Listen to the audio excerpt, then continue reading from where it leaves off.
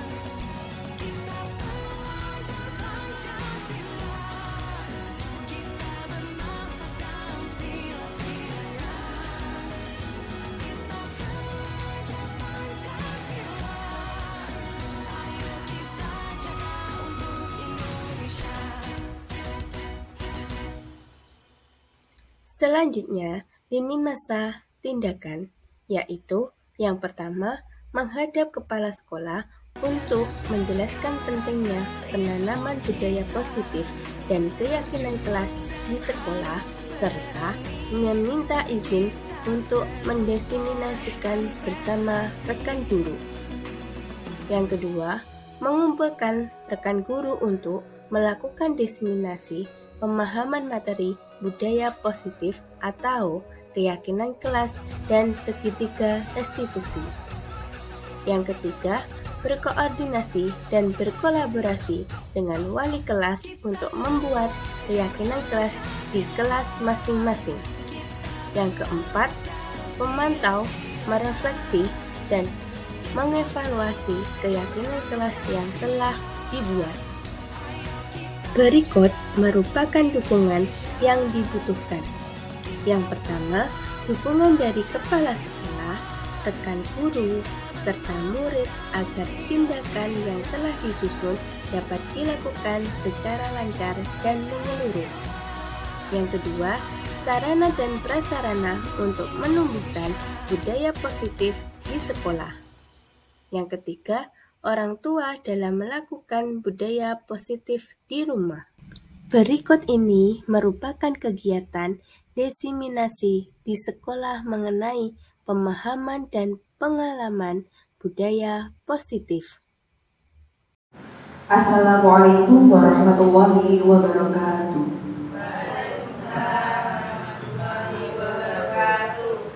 Alhamdulillahirabbil alamin wa bihi nasta'in ajma'il amma ba'du. Kepada yang terhormat Ibu Kepala Sekolah SD Negeri 5 Baku serta teman-teman Dewan Guru yang saya hormati. Marilah kita panjatkan puji syukur kepada Allah Subhanahu wa taala yang telah memberikan kita kenikmatan, kesempatan, serta kesehatan sehingga pada siang hari ini kita bisa berkumpul melaksanakan kegiatan diseminasi tanpa halangan suatu apapun. Sholawat dan salam senantiasa kita panjatkan kepada Nabi Agung Nabi Muhammad SAW yang kita nantikan syafaatnya di yaumul kiamah nanti. Dan semoga kita semua menjadi golongan umat yang syafaat. Perkenankan di sini saya sebagai moderator untuk membacakan susunan acara kegiatan siang hari ini sebagai berikut. Yang pertama, pembukaan, kedua, inti, dan ketiga, penutup. Marilah acara siang hari ini kita buka dengan membaca bacaan basmalah bersama-sama. Bismillahirrahmanirrahim. Dilanjutkan acara yang kedua, yaitu acara inti. Yang pertama akan ada pemaparan budaya positif sesuai modul 1.4 bimbingan guru penggerak yang akan disampaikan pemateri Ibu Kartika Wulan Yesa SPD. Kepada beliau dipersilahkan.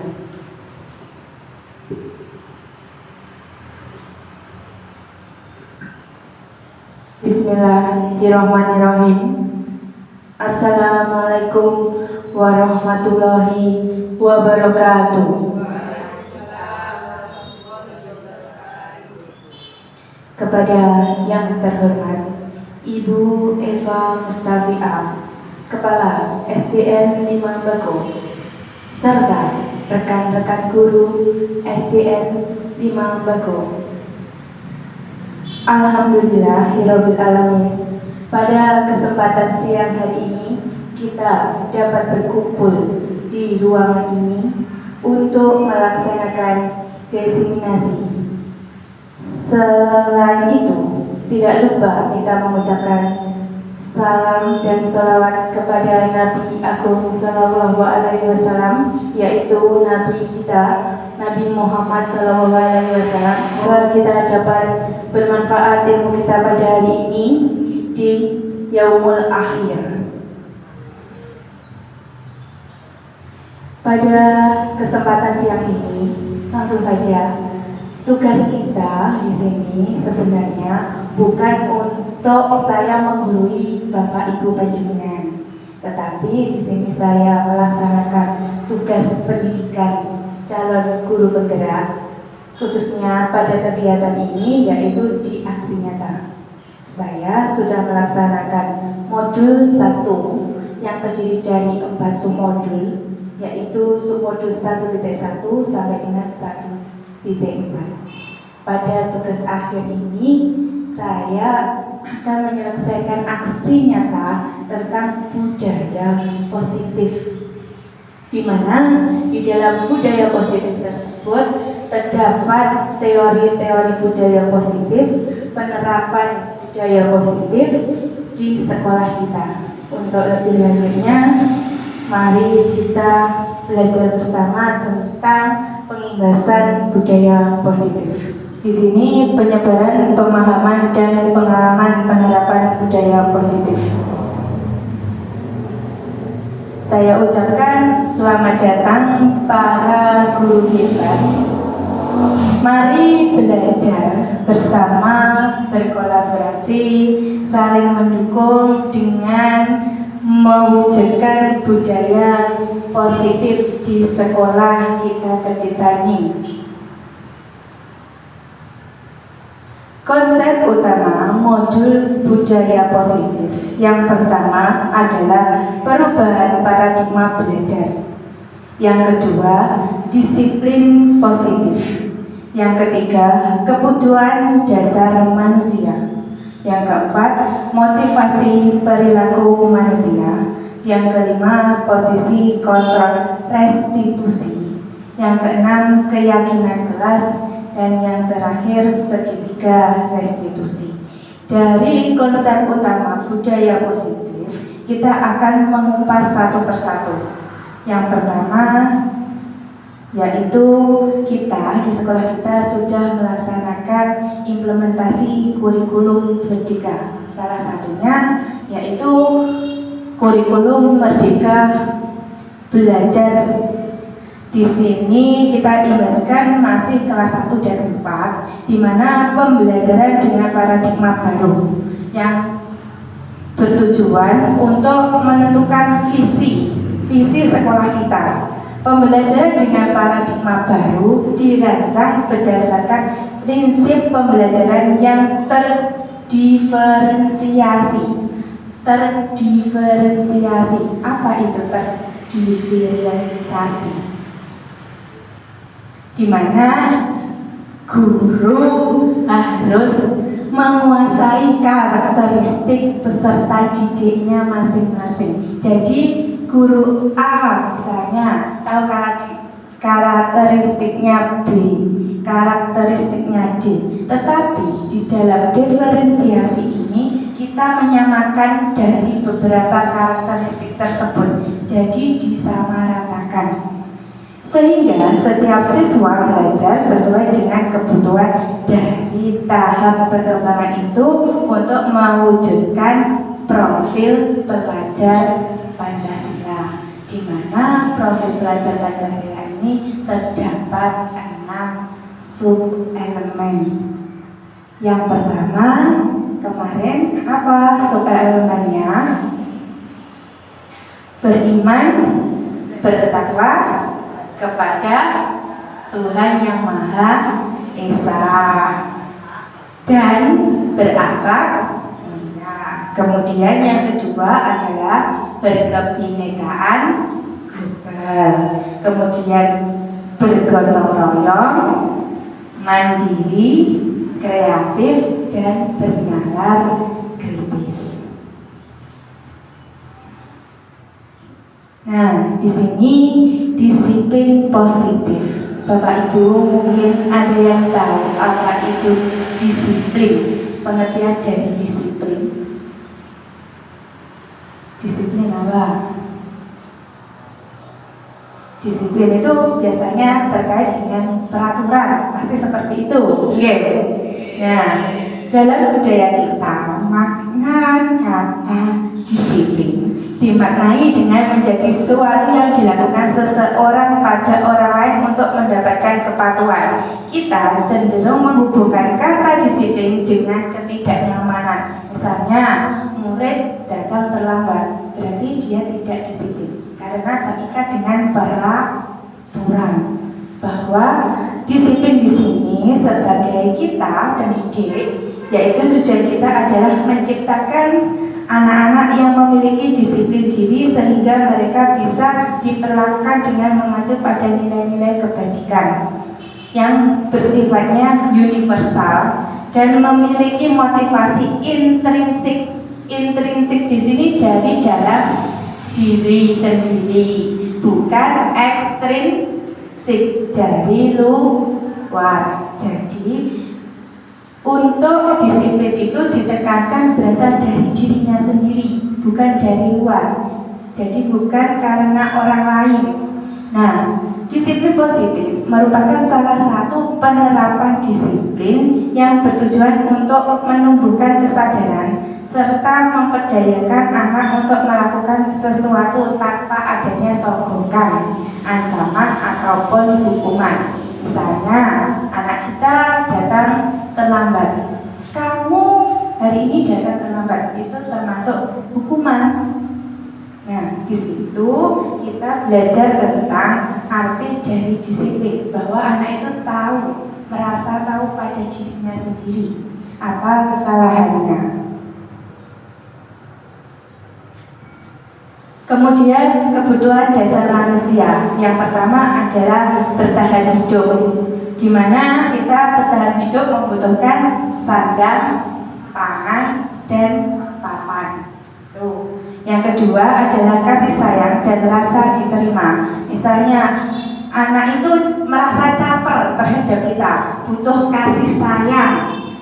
Biasanya minta kasih sayang kepada gurunya karena di rumah tidak diperhatikan. Itu termasuk kebutuhan dasar. Kemudian penguasaan, sebagai penguasa di kelas. Saya ini sudah mendapatkan reward dari Bu Ana misalnya, itu saya yang berkuasa di kelas ini. Nah, itu. Kemudian kebebasan, artinya anak bebas untuk memilih.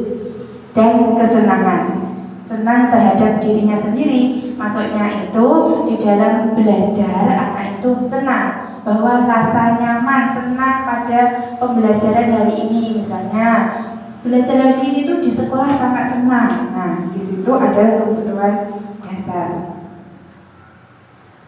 Motivasi perilaku manusia. Motivasi merupakan dorongan yang timbul pada diri seseorang secara sadar atau tidak sadar untuk melakukan suatu tindakan dengan tujuan tertentu. Motivasi ini terdapat pada diri seseorang, jadi timbul karena dirinya sendiri. Tadi motivasi ada dua, intrinsik dan ekstrinsik. Nah, di sini untuk menghindari ketidaknyamanan dan hukuman. Misalnya, murid melakukan disiplin diri karena ia takut dihukum. Ini merupakan motivasi ekstrinsik yang terdiri dari dirinya atau bukan dari dirinya. Jadi dari luar. Motivasinya ekstrinsik, jadi merasa takut dihukum. Misalnya tidak mengerjakan PR. Hari ini aku tidak mengerjakan PR, aku takut dengan guruku. Misalnya. Kemudian mendapatkan imbalan atau penghargaan dari orang lain atau yang disebut reward. Murid melakukan disiplin diri karena ia ingin mendapatkan imbalan. Ini merupakan motivasi ekstrinsik yang berasal dari luar dirinya karena dia mendapatkan reward dari orang lain. Kemudian menghargai nilai kebajikan diri sendiri. Murid melakukan disiplin sendiri karena sadar akan nilai kebajikan dirinya. Ini merupakan motivasi intrinsik yang berasal dari dalam dirinya sendiri. Saya harus bisa untuk melakukan disiplin hari ini. Jadi menurut Bapak Ibu, motivasi apa yang baik untuk putra-putri kita? Motivasi ekstrinsik atau intrinsik? Intrinsik, oke. Kemudian konsep disiplin dengan identitas yang gagal. Maksudnya bagaimana ini? Karena ini identitasnya gagal itu berasal dari hukuman.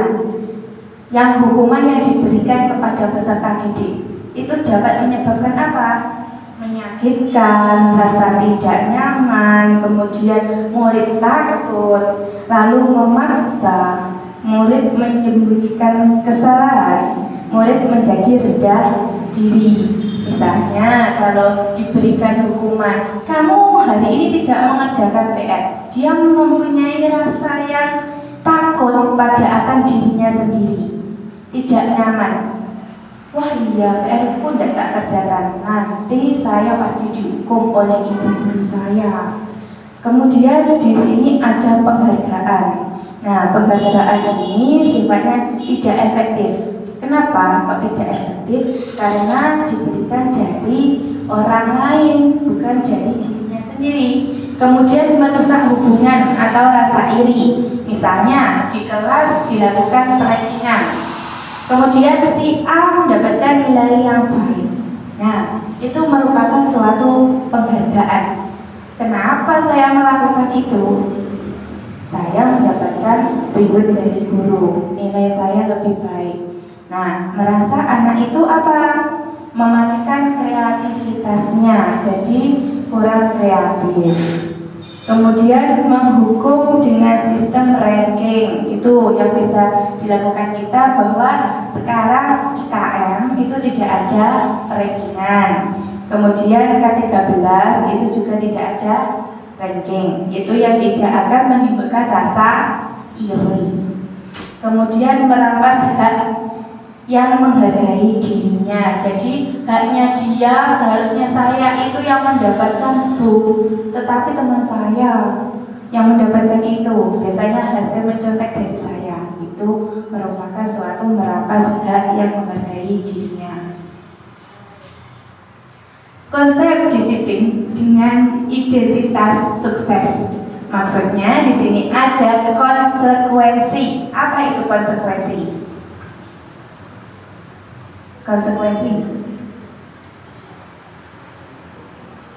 Konsekuensi adalah konsekuensi.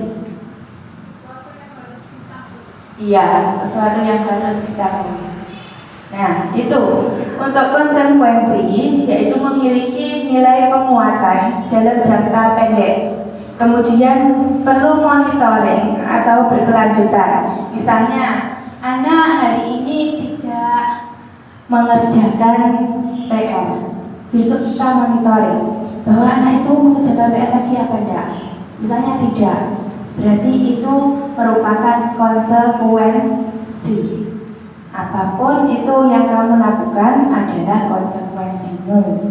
Kemudian murid menghormati peraturan. Jadi kalau dia tidak mengerjakan PR 1 kali, kedua kali, ketiga kali, baru dia paham bahwa dirinya saya harus mengerjakan. Kalau tidak mengerjakan, saya pasti diberikan konsekuensi dari guru saya.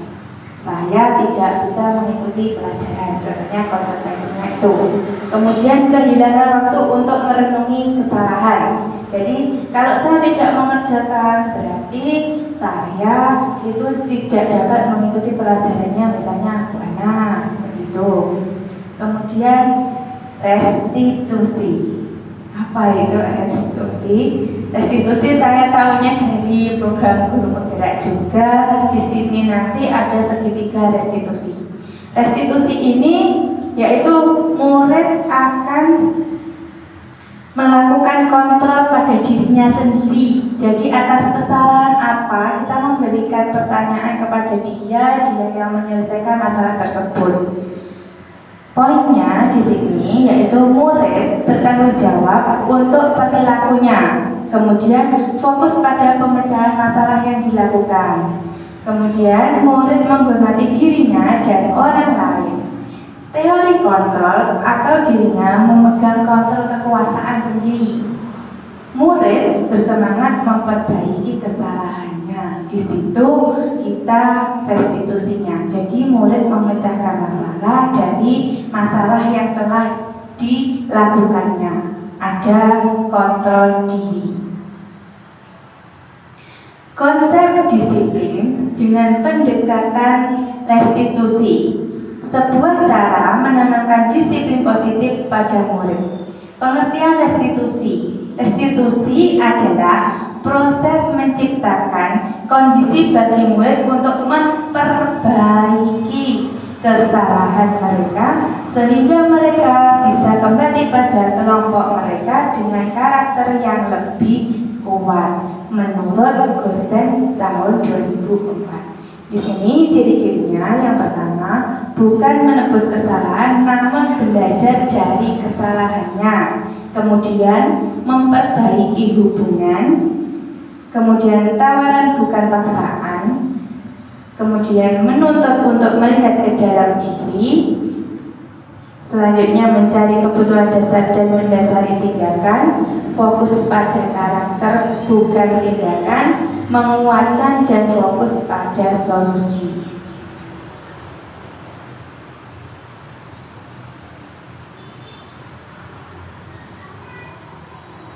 Perbedaan contoh kasus nih di sekolah kita.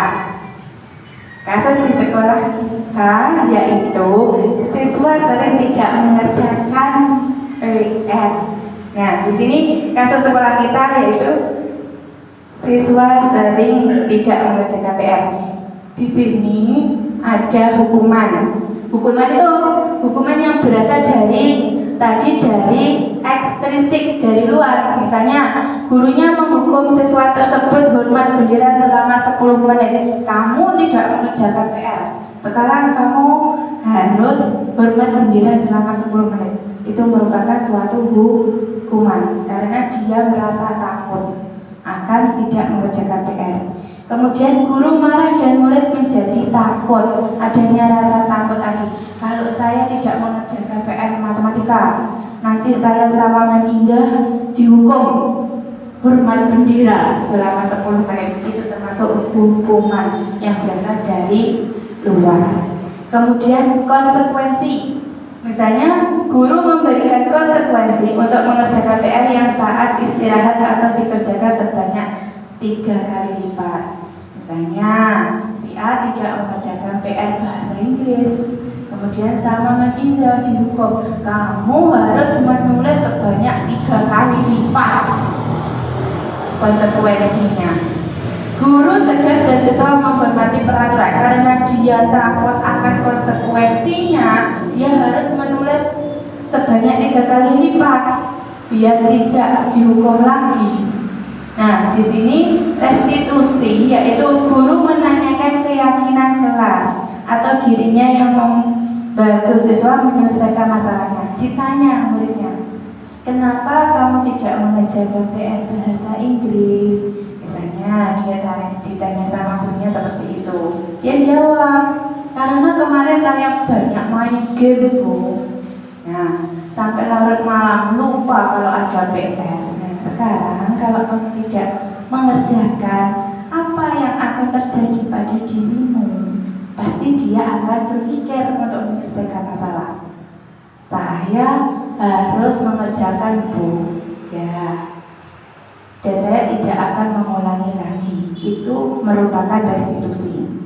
Guru terbuka dan siswa menghormati dirinya dan orang lain. Jadi dia menghormati akan dirinya yang tidak mengerjakan PR, kemudian memberikan teori dia untuk dirinya sendiri yang berasal dari dirinya sendiri, dan guru juga merasa dihargai. Di sini 5 posisi kontrol restitusi, yaitu yang pertama penghukum, kemudian pembuat rasa bersalah, kemudian teman, pemantau, dan manajer. Dari 5 posisi kontrol restitusi yang sudah Bapak Ibu terapkan yang mana? Ada penghukum, ada pembuat rasa bersalah, kemudian teman, pemantau, lalu manajer. Yang mana yang sering Bapak Ibu lakukan? Pemantau. Yang ini teman. Yang lain, pembuat rasa bersalah. Oke, kita bahas. Nah, ini contoh kasus. Kasusnya siswa datang terlambat ke sekolah saat pelajaran sudah dimulai, sudah bel masuk. Nah, kalau kita sebagai penghukum itu anaknya dimarahi, patuhi aturan yang ada di sekolah ini. Lalu kamu duduk pada bagian depan karena dia sudah merasa apa? Datang terlambat, pelajaran sudah dimulai. Pasti dia merasa takut. Kemudian sebagai guru biasanya menghukum, kamu duduk bangku yang paling depan. Nah, itu sebagai rasa penghukuman. Kemudian membuat rasa bersalah. Misalnya anak tadi datang terlambat. Nah, kalau membuat rasa bersalah, di sini ibu gurunya tanya, berapa kali bu guru harus memberitahu kamu supaya kamu tidak terlambat. Bu guru merasa kecewa, kamu tetap terlambat, itu contohnya. Kemudian sebagai teman, ayolah yang tertib, jangan buat bu guru malu, buatlah bu guru bangga. Kali ini tidak apa-apa kamu salah, tapi besok jangan membuat kesalahan. Itu di sini sebagai teman. Kemudian sebagai pemantau, kamu sudah melanggar.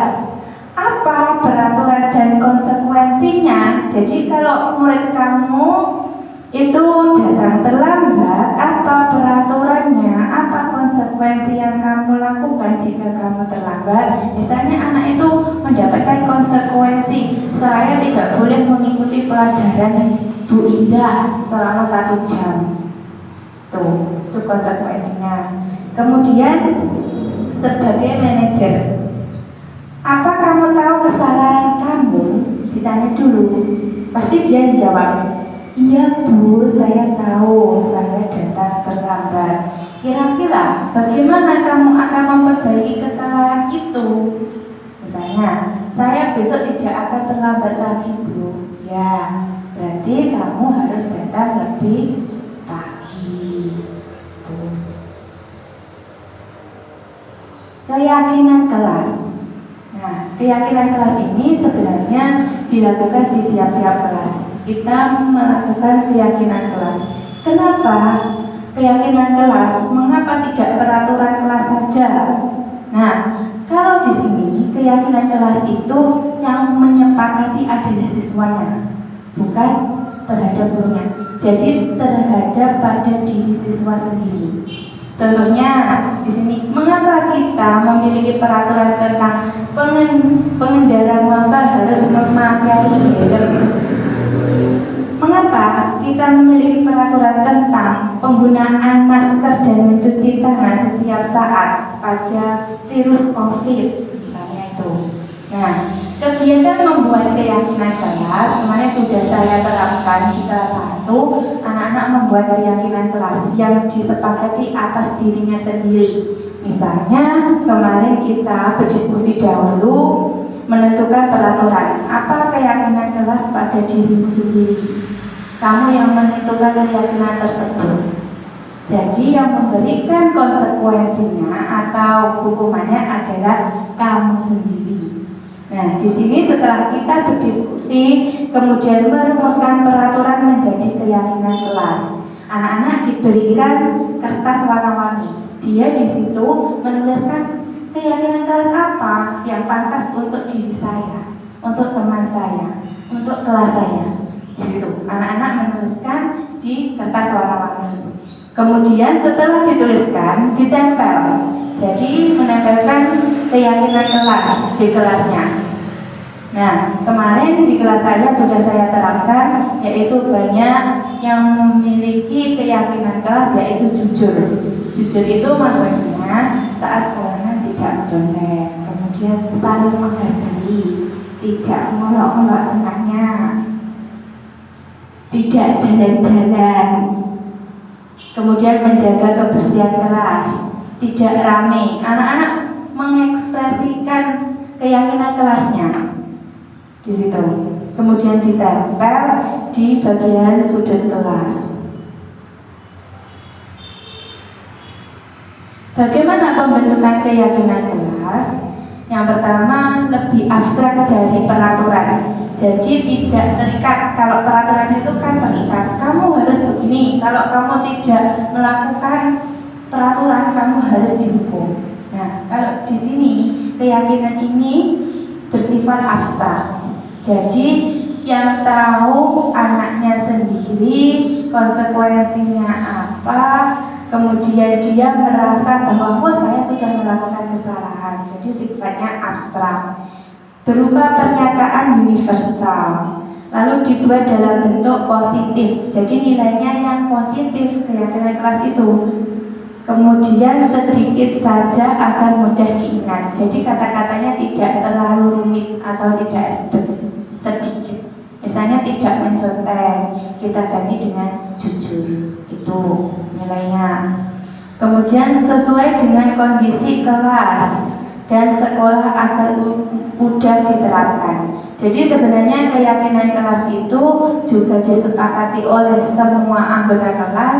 Kalau peraturan itu kan ditetapkan dari sekolah. Sebenarnya keyakinan kelas itu juga dapat dilakukan dengan diterapkan di sekolah. Jadi setiap kelas itu harus mempunyai keyakinan kelas. Keyakinan apa yang akan dibentuk dari kelas kita. Kemudian semua warga kelas atau sekolah dilibatkan saat pembuatan. Segitiga restitusi. Nah, di sini segitiga restitusi saya tahunya dari program guru bergerak, yaitu terdapat 3 poin, yaitu menstabilkan identitas, di mana kita semua akan melakukan hal yang terbaik yang bisa kita lakukan. Yang kedua, validasi tindakan yang salah. Semua perilaku memiliki alasan. Dan yang ketiga, menanyakan keyakinan. Kita semua memiliki motivasi internal, berasal dari diri kita sendiri. Itu merupakan dari segitiga restitusi. Nih, contoh yang kemarin saya terapkan di lingkungan sekolah, yaitu contoh penerapan segitiga restitusi. Murid saya datang terlambat. Kemudian, Bu, maaf saya datang terlambat. Kenapa kamu datang terlambat? Saya tanya. Karena kemarin saya nonton film sampai larut malam. Apakah mamamu tidak mengetahui? Mengetahui, Bu, tapi filmnya bagus. Kata seperti itu. Akhirnya dia terlambat. Ini contohnya. Maksudnya, dia saya tanya. Kemudian kemarin untuk di kelas saya main perosotan tangga sampai ada tangannya yang terjatuh. Itu penyelesaiannya dengan segitiga restitusi. Kenapa kamu bermain perosotan tangga? Katanya saya senang, Bu, karena asik. Tapi dia tidak memikirkan resikonya apa untuk orang lain. Nah, ini contohnya.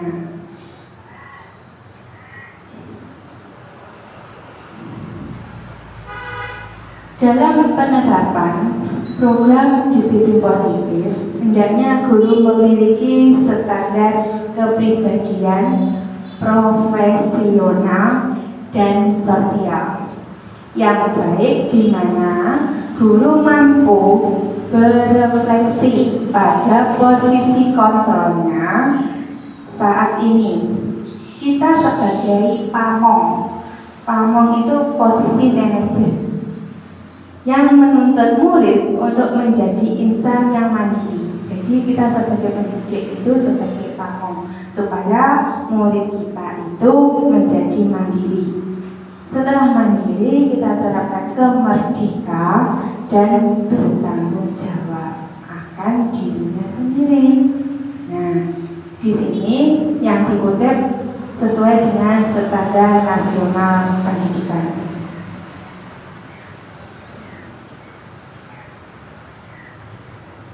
Terima kasih Bapak Ibu.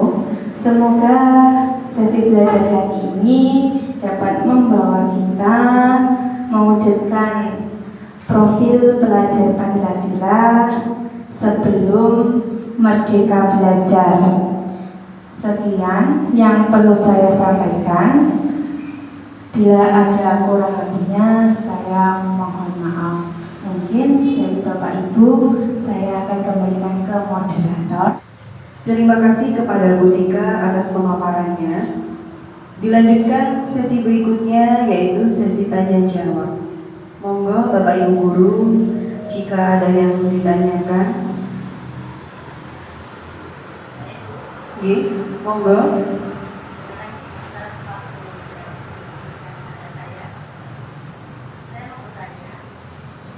Misalkan ribuan atau penghargaan di dalam kelas, apakah termasuk ke dalam motivasi? Mohon dijelaskan. Ya, saya sedikit akan menyampaikan mengapa reward merupakan motivasi, katanya? Ya. Ya. Nah, sebenarnya tadi kan di sini sudah dipaparkan bahwa kalau reward itu suatu penghargaan.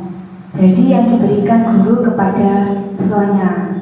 Nah, reward di sini dapat melakukan motivasi, tapi bukan dari dirinya sendiri. Jadi dari luar. Nah, karena reward itu dapatnya dari luar, berarti itu dapat mempengaruhi identitas kita yang bersifat gagal. Karena saya harus mendapatkan reward. Anak selalu terdoktrin seperti itu. Misalnya siswa Anda mendapatkan, si A itu mendapatkan nilai yang cukup fantastik, 100 lah. Kemudian dia di pelajaran lain, saya harus seperti itu. Nah, untuk jenengan kan mesti memberikan reward. Ini loh anak yang sudah bisa melakukan penyelesaian kasus matematika misalnya. Itu sudah Buana berikan. Nah, itu termasuk reward. Nah, di situ dapat mencetak identitas yang gagal. Karena motivasinya dari luar, aku harus mendapatkan reward seperti itu. Kemudian di sini tadi identitas yang sukses itu adalah konsekuensi dan restitusi. Karena reward itu merupakan suatu penghargaan yang bersifat tidak efektif. Kemudian adanya rasa iri. Misalnya si B itu mempunyai prestasi yang biasa saja, tapi dia kan paling sing panggah oleh reward kuwi aku udah. Itu kan menimbulkan rasa iri pada dirinya. Nah, di situ mempengaruhi motivasi ekstrinsik, bukan intrinsik, tapi ekstrinsik dari luar. Kemudian dapat merampas hak orang lain. Jadi yang mendapatkan reward tetap itu saja, bukan yang lain. Jadi yang lain, gak hapus, bangga yang lain, kan gitu. Mungkin seperti itu. Bagaimana? Ada yang ingin menambahkan?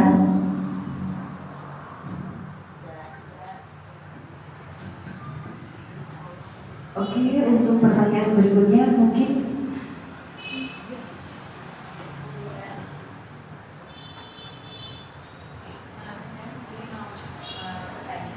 Bagaimana seorang guru menghadapi anak-anak yang terpusing sehingga seorang guru tidak bisa memberikan hukuman? Terima kasih. Pertanyaannya, bagaimana seorang guru menghadapi anak yang tidak disiplin, bahwa guru tidak sebagai penghukum, gitu ya.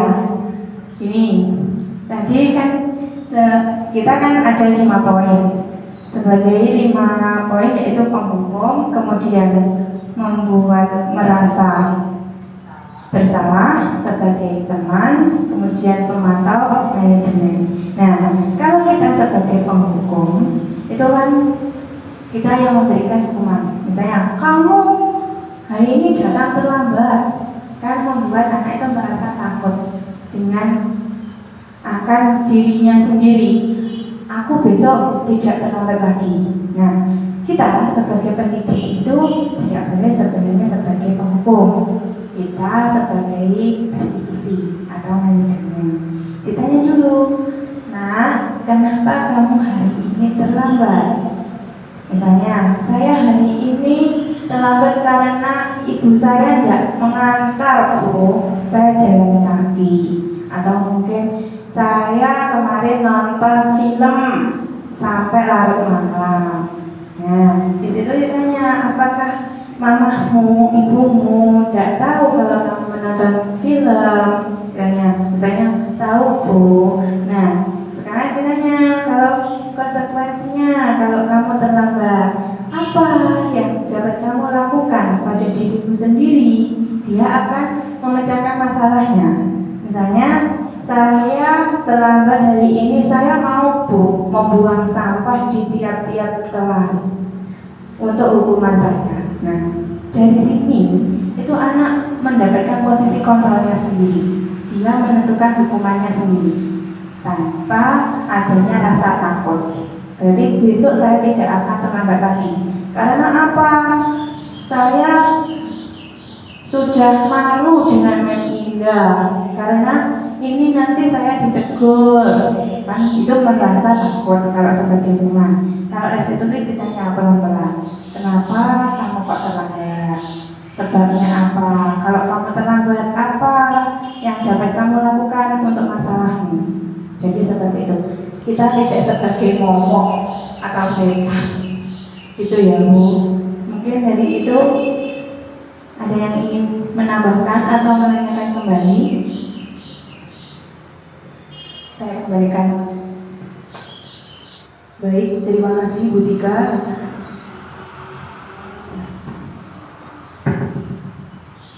Saya kira sesi tanya jawab sudah cukup dan dilanjutkan acara berikutnya yaitu penutup.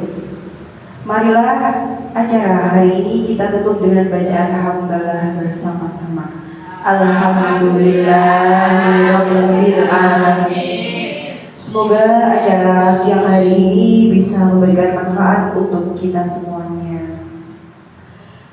Saya sebagai moderator mohon maaf apabila ada kekurangan dan kesalahan. Saya akhiri. Wassalamualaikum warahmatullahi wabarakatuh. Assalamualaikum warahmatullahi wabarakatuh.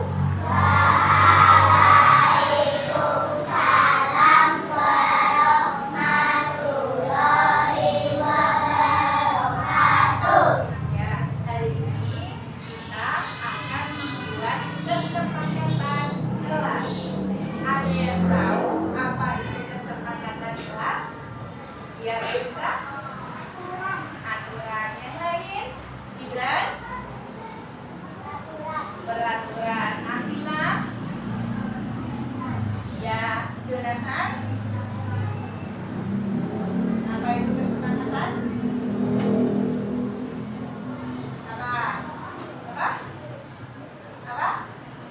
Kedamaian. Ya, kesepakatan itu adalah peraturan. Kalau di sekolah kita itu ada peraturan. Contohnya apa? Saling menghormati antar teman. Kemudian saling menghormati dengan bapak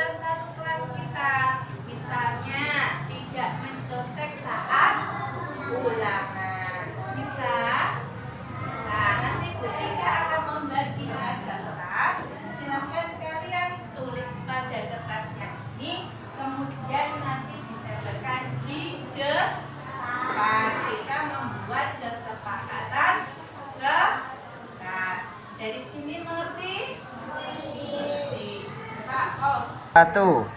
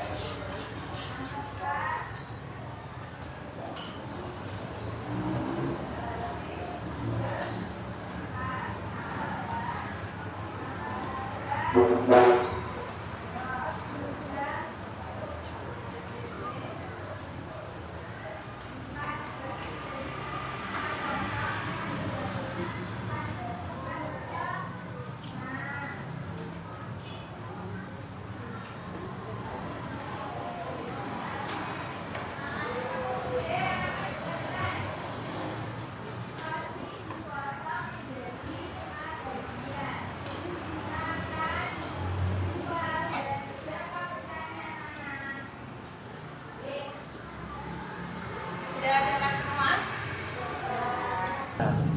Setelah kalian menulis kesepakatan kelas, kemudian kalian tempel di sini satu-satu. Nanti akan Butika pilah-pilah kesepakatan kelas apa yang sama yang perlu kita sepakati. Mulai dari belakang, Kunsa.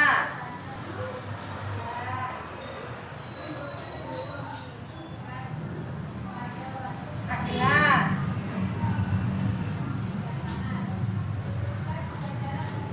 Hargani. Kalista. Aira. Adian.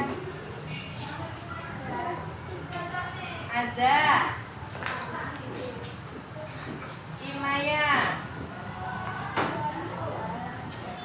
Cynthia.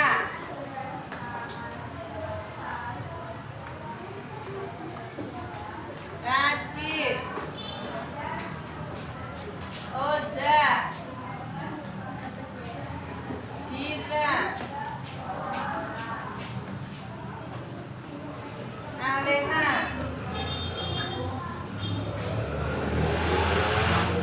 Java.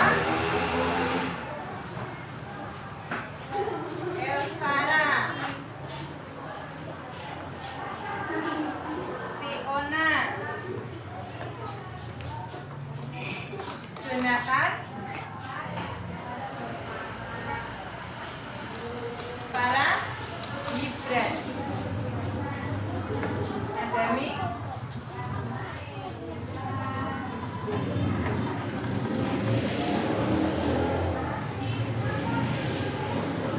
Nah, dari kesepakatan kelas yang kalian tempel akan kita pilah-pilah. Yang pertama, menjaga kebersihan. Duduk. Jujur. Saling menghormati. Menjaga kebersihan sama. Mengucapkan salam bila masuk kelas. Tidak ramai, termasuk duduk. Tidak mencontek, termasuk jujur. Mengucapkan salam bila masuk di kelas. Tidak jalan-jalan, berarti duduk. Tidak mengejek, saling menghormati. Tidak mengotori kelas, berarti menjaga kebersihan. Kemudian tidak jalan-jalan, berarti duduk. Jujur. Menjaga kebersihan.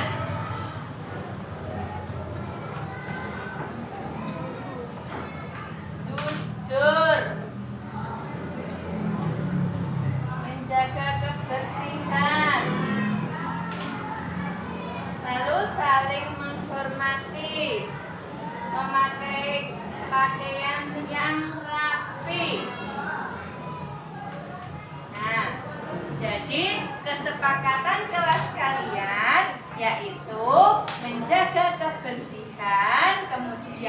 duduk atau tidak boleh ramai atau tidak jalan-jalan, kemudian jujur, saling menghormati atau tidak mengejek, mengucapkan salam, kemudian memakai pakaian yang rapi. Dari sini kita sepakat bahwa keyakinan kelas harus ditaati. Sudah ya? Demikian kesepakatan kelas 1. Wassalamualaikum warahmatullahi wabarakatuh. Assalamualaikum warahmatullahi wabarakatuh. Saya Eva Mustafiah, Kepala SDN 5 Bagu. Saya bangga terhadap Bapak Ibu Guru SDN 5 Bagu yang mempunyai kinerja etos kerja yang tinggi, khususnya Ibu Tika yang termasuk guru penggerak, bergerak, tergerak, dan menggerakkan. Diseminasi pengimbasan yang dipaparkan Bu Tika merupakan aksi nyata dalam program guru penggerak. Mudah-mudahan pengimbasan ini bersifat permanen, tidak hanya sebagai tugas saja, tetapi berimbas kepada SDN 5 Bagu. Kemudian untuk ibu bapak guru bisa menerapkan sehingga anak-anak menjadi disiplin, kemudian termotivasi untuk belajar yang pada akhirnya menjadi baik dan prestasi belajar siswa meningkat. Demikian yang saya sampaikan.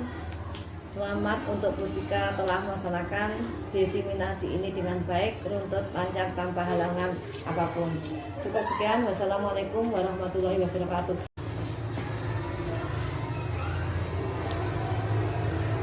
Assalamualaikum warahmatullahi wabarakatuh. Saya Eva Yuleni. Saya merupakan teman sejawat dari Ibu Kartika di SDN 5 Bagu. Menurut saya, dari apa yang telah dipaparkan oleh Bu Kartika mengenai budaya positif itu sangat bagus sekali untuk diterapkan di sekolah kami. Terutama yaitu mengenai disiplin positif untuk siswa. Karena pada dasarnya masih banyak sekali siswa di sekolah kami yang belum melaksanakan disiplin itu sendiri, terutama yaitu disiplin secara intrinsik.